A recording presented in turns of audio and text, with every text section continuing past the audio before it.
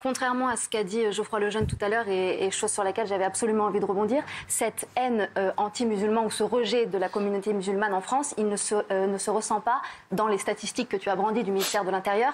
Elle se ressent dans quelque chose de beaucoup plus latent et pernicieux, comme les discriminations à l'embauche, les discriminations lors de l'accès au logement, les discriminations que te font subir ton nom musulman ou à consonance musulmane. On parle de cette haine et de ce rejet-là en particulier. J'avais une question pour vous, Monsieur Mélenchon, et je pense que c'est bien que vous puissiez éclaircir ce point. Votre position sur les femmes qui portent le voile, leur droit à porter le voile, ce que ça représente pour vous aujourd'hui, parce que votre position a plus ou moins changé sur le sujet. Alors, c'est important qu'on le sache, parce que c'est vrai que ça, c'était le sujet que je voulais aborder maintenant après cette loi. Qu'est-ce que vous dites là-dessus, Jean-Luc ? Alors, sur quoi ? Parce qu'il faut bien sur le préciser. port du voile. Alors, commençons par une chose simple. Vous connaissez mon âge, j'ai 69 ans. Oui. Donc, j'ai traversé une vie en voyant des situations complètement différentes. Quand nous avons été rapatriés... Il y a traversé la Méditerranée aussi. Oui, c'est ça. Donc, quand on a été rapatriés en France, en 62, j'ai quitté un pays où toutes les femmes avaient un voile sur le visage, et je suis arrivé dans un pays où aucune n'en avait. Dans ma famille, on était l'ancienne tradition, pas musulmane, catholique, ma famille est catholique, les femmes n'étaient pas en cheveux, ça se faisait pas. On mettait un foulard, j'ai des photos, il y a ma grand-mère, ma mère, ma soeur, tout le monde a un foulard sur la tête. Vous les on arrive en France, terminé, il n'y a plus de tout ça. Ouais. Bon, le temps passe, c'était pas un problème, c'était pas un sujet pour moi. Tout d'un coup, alors vous en êtes pas rendu compte, vous êtes né dedans, mais pas moi. Tout d'un coup, revoilà des voiles sur les têtes des gens. Alors au début, je dis les choses franchement, j'étais très choqué. Parce que je n'étais pas d'accord. Et je dis que sur le plan personnel, je ne suis toujours pas d'accord. Mais je ne prends pas mes désirs ou mes émotions personnelles pour la loi. Que doit-on dire ? Dans le service public, c'est-à-dire les fonctionnaires qui sont derrière un guichet, etc., pas de traces d'appartenance religieuse, que ce soit une kippa, une grosse croix ou un foulard ou tout ce que vous voulez. Rien. Tout le monde doit se sentir à l'aise parce que tout le monde est propriétaire en commun du service public. Après, dans la rue, mais l'espace, il est public. Donc les gens s'habillent comme ils veulent. Alors, on me dit, oui, mais alors, il y a des pays où il y a des gens qui vont en prison parce qu'ils veulent pas, parce qu'ils portent pas le voile. Mais alors, justement, faisons pas pareil. On va pas faire la police du vêtement et courir après les gens dans la rue pour leur enlever le voile qu'ils ont sur la tête. En ce moment, des gens en mettent, c'est l'espace public, ils s'habillent comme ils veulent. Je vous préviens tous les gens, écoutez-moi bien.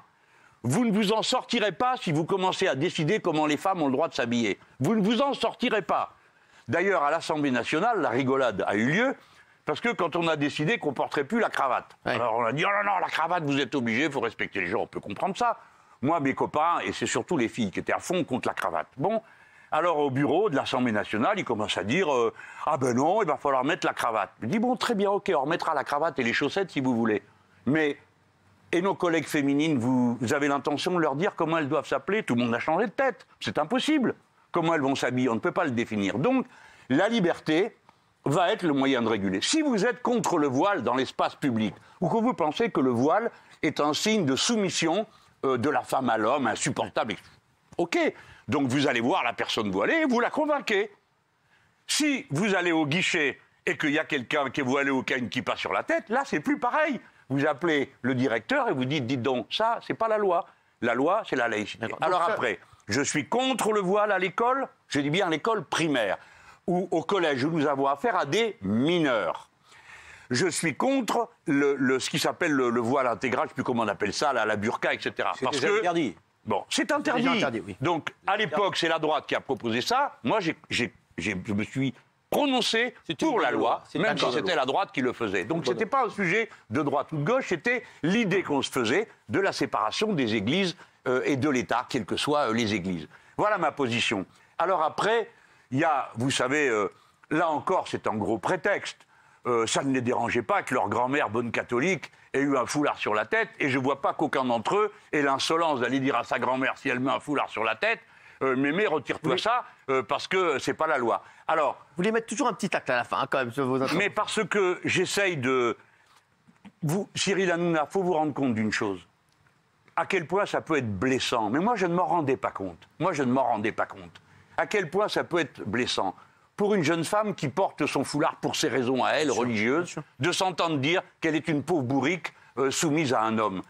Et comme l'a dit un de mes collègues, qui n'est pas sur mes bancs, il a dit ce qui compte, c'est pas ce qu'elles ont sur la tête, c'est ce qu'elles ont dans la tête. Exactement. Et pardon de vous dire que les jeunes femmes françaises, qui sont de culture musulmane, les autres qui sont là aussi, hein, mais elles n'acceptent pas qu'on leur donne des ordres. Elles sont capables de se rebeller si elles ne veulent pas les appliquer. Donc un peu de respect pour les gens. Personnellement, après, à ceux qui veulent me donner des leçons de théologie, je leur dis équipez-vous bien avant de venir me parler. Vous ne trouvez pas, Jean-Luc Mélenchon, vous ne trouvez pas qu'on est sur des débats un peu binaires sur le sujet? On a l'impression qu'il y en a certains qui défendent le fait que toutes les femmes qui portent le voile le portent de leur libre arbitre. Puis de l'autre côté, on a des gens qui donnent le sentiment que toutes les femmes qui portent le voile sont forcées à le porter. Je pense que la vérité, elle est quand même un peu plus complexe que ça. Et il faut qu'on aborde la vérité du terrain telle qu'elle est. Il y a des femmes qui le portent par la liberté de conscience, leur libre choix. Et je pense que notre d'autres pour faire leur choix. Mais il faut le tolérer, tu ne peux pas l'empêcher, ça. Ce choix-là, il faut le respecter. Et puis il y a des femmes à qui il faut dire, si à un moment donné, vous êtes chamaillé, bousculé, obligé donc de le faire, sachez que la République saura vous protéger. Alors, je pense qu'il faut continuer ce double discours. Moi, je suis d'accord avec vous. Comment elle sera protégée? Ça, c'est du discernement. Non, mais comment elle sera vous protéger? Mais vous vous rendez compte de quoi on est en train de parler, là? Là, on est au chaud. Là, vous êtes d'accord. Il y a 300 000 personnes qui n'ont pas de toit sur la tête, 2000 personnes qui meurent dans la rue, et nous, de quoi on parle? Du voile. C'est vrai. Alors, pardon de vous dire que ça commence à bien faire.